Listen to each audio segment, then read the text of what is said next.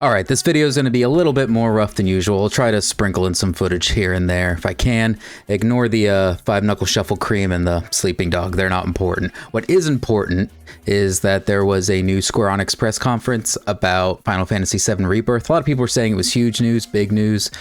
I don't know if that's the case. I think we just haven't gotten any news in a while, so this is getting blown up a little bit, but there were some interesting things that were brought up that I do want to talk about. Mostly I want to talk about what they've said about the game overall, the Highwind, and Tifa. I think those are the three main things that are important here. So one of the interesting things they said is they deliberately wanted the ending with Aerith to have a lot of ambiguity to it, which, I mean, we kind of knew. If they make the ending ambiguous, it means people are going to talk about it for the next few years. They kind of did that with the original game and kept it in the zeitgeist. They did the same thing here. Not that big of news. They also said Sephiroth wants to make the Promised Land. This is actually something I've kind of talked about in my previous theory videos, so I'm not really surprised. Maybe that was surprising to some other people. I don't know. They also said, which is kind of scaring me a little bit, is that this is going to be the biggest, most grandest, most specialist game that they've ever made. And saying things like that, I understand it's marketing. That's what this conference thing was mostly for. Honestly, I think they also just got a lot of money from the Middle East to show up there and talk about video games. But I think them saying that this is going to be as big as it is and it's going to be as great as it is, it does scare me.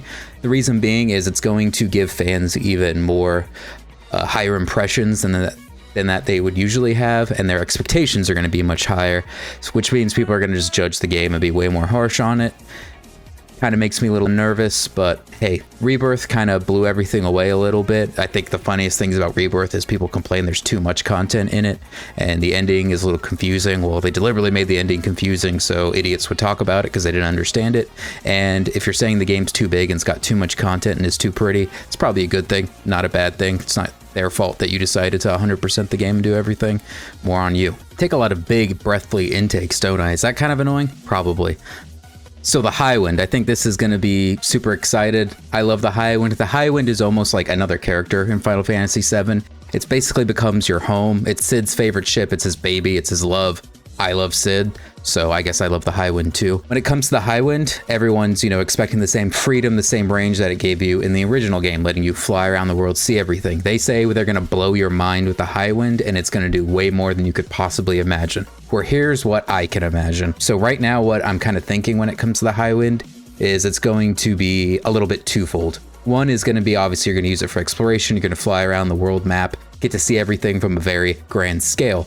I've also talked about how I think we're going to go to different realities, like the 7 different stamps are each going to be their own unique different worlds with different characters. Different things have gone on in those worlds, good or bad. Not going to go into the whole theory right now because I have other videos talking about that. But I think a big grand spectacle you could see with the Highwind is if you can travel the multiverse with your Highwind ship. I know it's going to make some people furious, the thought of multiverses, but we're there, we're living in it, it's happening.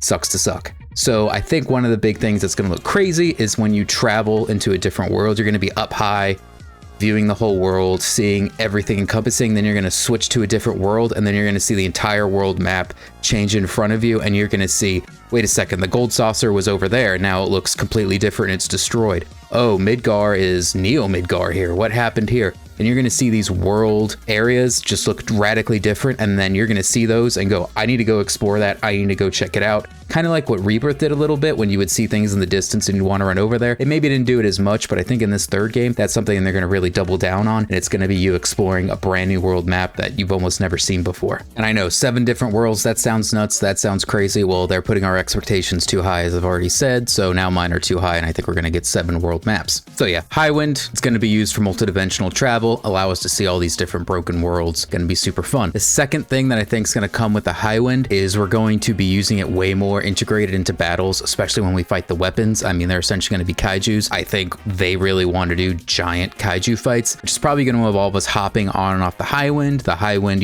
having attack, defensive stance, whatever else these geniuses can think of with the battle system. I'm sure they're going to go nuts with it, but I think the Highwind is going to become a very integral part in fighting some bosses and certain elements in the game. I could even see them doing a little gummy ship-esque mini game, but I think more so along the lines of it's going to basically function as another character, as it almost used to do in the previous game. I think it's going to be more than just Cid's special shooting rockets. I think there's going to be a lot more depth to the Highwind being involved in combat as a whole. All right, they talked about Tifa a lot, so now it's Tifa time. That's why the cream's here. Let's go. They say Tifa is going to play a much bigger role in the story this time. That's kind of interesting to say. We sort of know if you've played the original game that there's a part where Cloud has gone from the group and Tifa is probably going to be the new captain, the main person you control while Cloud's doing his thing on the live stream, probably exploring some of these different worlds. But yeah, Tifa's probably going to essentially be the main point character for a little while. We know she's going to have her big confrontation with Scarlet on top of the Mako cannon at some point. That's going to be super awesome seeing those ladies go at it. Let's bring a pool and some jelly. I'm all for it.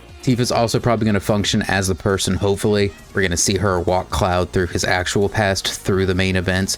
And I know hearing this, Aerith simps are going to lose their minds and be furious. Or are they Aerith simps? Are they Aerith simps? Who knows? I know you nerds can never decide what the fuck you want to call her. So figure it out. Aerith is still going to be a big part of the game, though, I'm sure. Like I've mentioned before, I think Cloud's going to be seeing visions of Aerith, and it's going to be Jenova tricking him. And Aerith is definitely going to be a big role. She's also going to be the guide to all this multiverse stuff. So, and I'm sure while you're in the live stream messing around with Aerith, Tifa's going to be holding the fort down and keeping things going on in the main timeline. Also, a lot of jokes are made about Tifa suplexing someone. I think she's going to suplex Cloud under the Highwind, if you know what I mean. But obviously it's memes because of Six and trains and whatever. Yeah, while Tifa will kind of be the main point captain, I do think a big function of this new game is going to be you switching who the main character you control as is. I mean, they kind of teased it a little bit in Costa de la Sol, where how you could switch between Aerith and Tifa of who you wanted to control at the time. Oh, I'm going to run around as Cid. Oh, I'm going to run around as Barret. Oh, I'm going to run out as Tifa. Definitely see them doing that. There's obviously going to be a huge Wutai section in this game too, probably, which is going to really bring out Yuffie's character a lot. So that'll be interesting to see. Also dying to see what they're going to do with Vincent and Cid. They've added a lot more to pretty much every single character in this game. And we literally got like almost barely anything of them in the previous game. So seeing how they're going to develop Vincent's relationship to Lucrezia, how Lucrezia is Sephiroth's mom, all the stuff with him and the Turks and Hojo. You got Cid with his plot in Rocket Town and the rocket going to space, and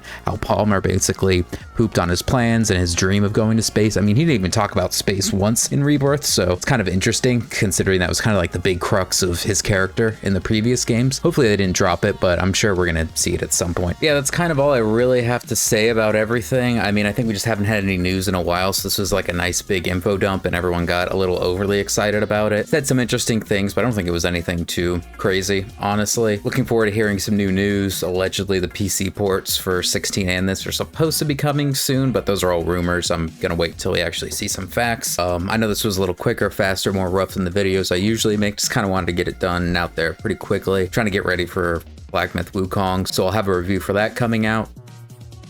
Rav is looking petrified right now for some reason. I think my groceries are here. Not the point. But yeah, I'm sure I said a lot of things wrong. You know, to talk good. If I'm wrong about any of the details, let me know in the comments below. If you like me doing these little rambling things, maybe I can do a couple more of them on some random topics. Just let me know. But as always, drive fast, take chances. Later, nerds.